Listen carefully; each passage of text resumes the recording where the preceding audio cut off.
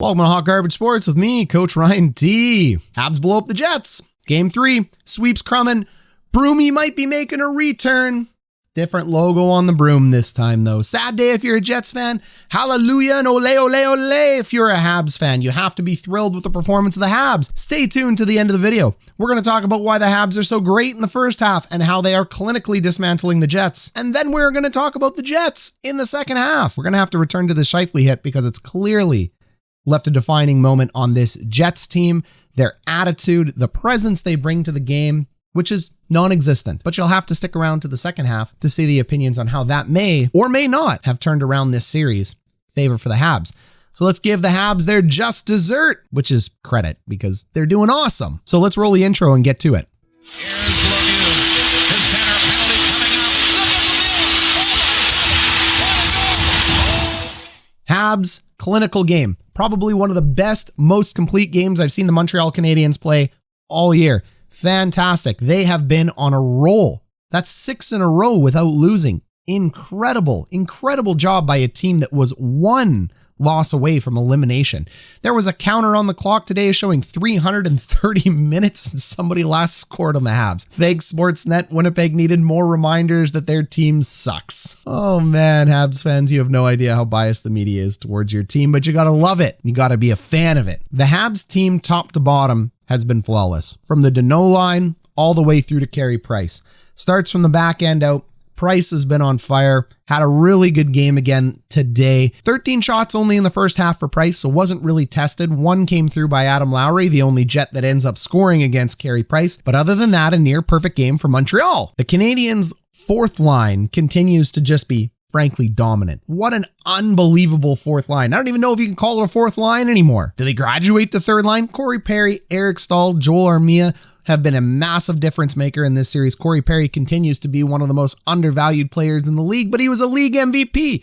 Previous Cup winner. Mark Bergevin, one of the most controversial general managers in the NHL, you love him or hate him, has done an excellent job of adding previous Cup winners to this team who still had a chip on their shoulder, Corey being one of them. So Perry ends up getting the first goal, and I think Jets fans knew at that point that that was probably all she wrote. At least that's how I felt. Lehkonen ends up scoring the second goal. Lehkonen, Danault, wow, what a line. They have been playing shut down to a T, but they end up getting the goal here after 3 rebounds given up. Connor Hellebuyck, what more do you want the guy to do? He stopped the first 2, the third one ends up going in. So Winnipeg Jets are caught whacking at pucks, not playing bodies. Montreal Canadiens are going tough and hard to the net. It's the way you play Canadian hockey. And that's Canadian with an A, not an E at the end. That is the way Canadians and Hockey Canada has been taught to play. You go to the net, you play tough, they get rewarded. Shorthanded goal comes from Joel Armia, who continues his revenge tour against Winnipeg. Armia ended up walking in free agency. It made sense. The Jets didn't have the cap room to sign him. He was an unfortunate casualty. I'm sure they would have liked to keep him. Too many young guns in the system, but he is doing excellent for Montreal. And a shorthanded goal against Winnipeg, that's all the Jets could have hoped for at this point. If the room wasn't deflated then, it was after this one. Adam Lowry ends up making it 3-1, and for some reason, there's a 1 or 2 fans who are saying, maybe we have a chance. Nope.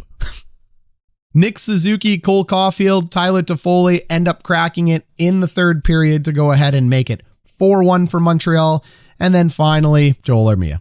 Again, just puts the icing on the cake to make it 5-1. This Habs team is put together top to bottom the way a team should be. When you talk about playoff hockey and how teams should be played, hockey is the ultimate team sport. It doesn't matter if you have superstars or no superstars. The balance and the togetherness of this team is massive. Everybody knows what their job is. Carey Price knows what his job is. The team knows what their job is. They are buying in and playing trap hockey perfectly. Oh my God, how could you call it a trap? That's insulting. If you think saying that playing one of the most effective systems in hockey is insulting, get out of here. You don't know hockey. The Washington Capitals won a Stanley Cup with one of the most high-powered offenses in the NHL, playing trap defensive hockey in 2018. There are many versions of the trap, a 1-3-1, there's a 1-4, there's a 1-2-2 weak side lock. The trap is really just it's hockey slang to say you're clogging the neutral zone, you're keeping shots in your defensive zone to the outside, and you are ensuring that you are patient and not overcommitting to the puck. You see chest, you're not committing. It's It's not a high pressure system. You wait for turnovers and you take advantage of those turnovers and you score. Doesn't mean you're not scoring goals. It's a really good system. Montreal is playing it to a T, and it takes very disciplined together teams to know their role. Like The Rock says, know your role, shut your mouth, do your job, like Bill Belichick says. And the Montreal Canadiens are all doing their job. Great job, Montreal. Can they beat the Avalanche or the Vegas Golden Knights? Well, that is determined to be seen, but can you really count them out at this point? Maybe, maybe not. How do I feel?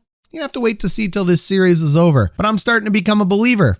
Maybe this team can do it. The Avs are also really, really good, and I'd like to not lose any credibility by saying it'll be a walk because the Avs are that good, and the Knights are right behind them. So let's see who ends up beating that series before we go too far down that rabbit hole. Winnipeg, it's your time. Montreal Canadiens, if you're easily offended by people not talking about your team for the next 5 to 6 minutes, thank you for tuning in. Subscribe, smash a like. We're going to be following your team all the way to the Cup finals if you end up getting there. It's been a pleasure having you.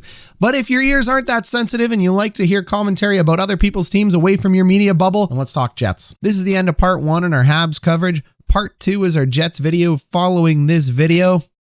Follow me over to there. Hit a like, hit a subscribe. Let's talk Jets in part 2.